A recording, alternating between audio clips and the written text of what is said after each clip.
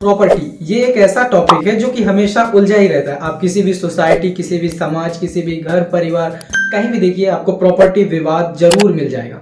Property से related ऐसा ही एक क्वेश्चन हमारे पास आया है कि प्रॉपर्टी में आप अपना नाम कैसे जोड़ेंगे।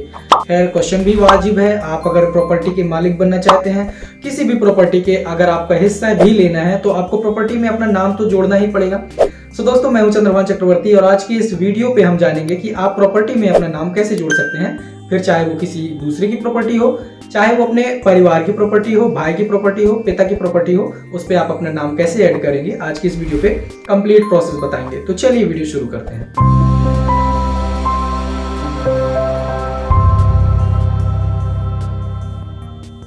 किसी भी प्रॉपर्टी में अपना नाम ऐड करने के लिए सबसे पहले आपको तो ये जानना होगा कि प्रॉपर्टी किस प्रकार की है। जैसे कि प्रॉपर्टी दूसरे की है या फिर प्रॉपर्टी हमारी एक फैमिली की प्रॉपर्टी है। अब यहाँ पर सबसे पहले थोड़ा फैमिली की बात करते हैं।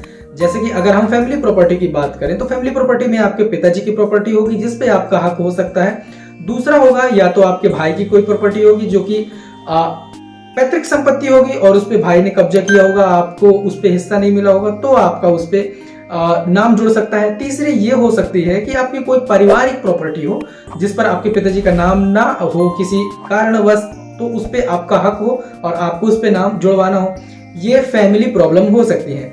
दूसरा हो सकता है आपका एक दूसरे की प्रॉपर्टी। तो दूसरे की प्रॉपर्टी में अगर आप अपना नाम जुड़ाना चाहते हैं तो इसके लिए कुछ 3-4 रीजन हो सकते हैं। जैसे कि पहला, आप उस प्रॉपर्टी की सेल डीड कराए हो। दूसरा, या तो आपने उस प्रॉपर्टी का दान पत्र कराया हो। तीसरा, या तो आपने उस प्रॉपर्टी की रजिस्टर्ड वसीयत कराई हो। चौथा, या तो फिर वो आपको प्रॉपर्टी गिफ्ट डीड के रूप में मिली हुई हो। ये 3 से 4 रीजन रिस्पॉन्सिबल हो सकते हैं कि आप दूसरे की प्रॉपर्टी पे अपना नाम जोड़ने के लिए दावा करें। आप सबसे पहली बात करते हैं कि अगर आपकी फैमिली में कोई ऐसी प्रॉपर्टी है जिसमें आप अपना नाम जोड़ना चाह रहे हैं, तो इसके लिए सबसे पहले आपको ये देखना पड़ेगा कि क्या आप उस प्रॉपर्टी के लीगल वारिस हैं भी या नहीं है, यानी कि आपको उस प्रॉपर्टी पे राइट है या नहीं है।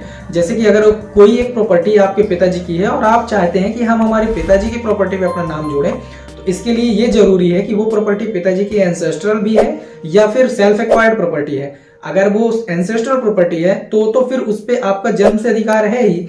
अगर वो सेल्फ एक्वायर्ड प्रॉपर्टी है तो भाई इस पे आप अपना नाम नहीं जोड़ सकते हैं। हाँ, अगर पिताजी की डेथ हो जाती है, इसके बाद एज अ डेड म्यूटेशन, जैसे कि फौती नामांतरण जिसे कहा जाता है, उसके बाद आपके सारे भाइयों का इंक्लूडिंग आपका नाम उस पे दर्ज किया जाएगा।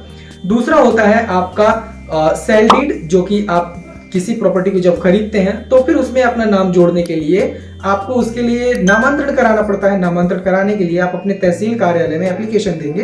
एप्लीकेशन देने के बाद ही आपका नामांतरण वहां से होगा और प्रॉपर्टी के रिकॉर्ड में आपका नाम ऐड किया जाएगा। और इस पे रजिस्टर्ड दान पत्र का भी सेम प्रोसेस होता है, इसमें भी आपको नामांतरण कराना है। विल का भी आपको नामांतरण कराना पड़ता है, गिफ्ट डीड का भी आपको नामांतरण कराना पड़ेगा। तो ये जो नियम है, इस प्रकार के नियम को फॉलो करके आप अपना नाम प्रॉपर्टी में ऐड करा सकते हैं। अब अगर आपके पिताजी चाह रहे हैं कि हम प्रॉपर्टी का बंटवारा कर दें तो भी आपके नाम पर प्रॉपर्टी आ सकती है। तो आपके भाइयों के बीच में जब पिताजी बंटवारा कराते हैं सर्वसम्मति से, तो भी आपकी प्रॉपर्टी में आपका नाम जुड़ जाएगा। सो दोस्तों, ये छोटा सा क्वेश्चन, आई होप आपको हेल्पफुल होगा इसका आंसर। अगर आपको ये वीडियो पसंद आया हो, लाइक करें, दोस्तों के साथ शेयर करें, चैनल पे नए सब्सक्राइब करें। आपके मन में कोई डाउट हो तो कमेंट करके पूछिए। मिलते हैं नेक्स्ट वीडियो में, तब तक के लिए जय हिंद।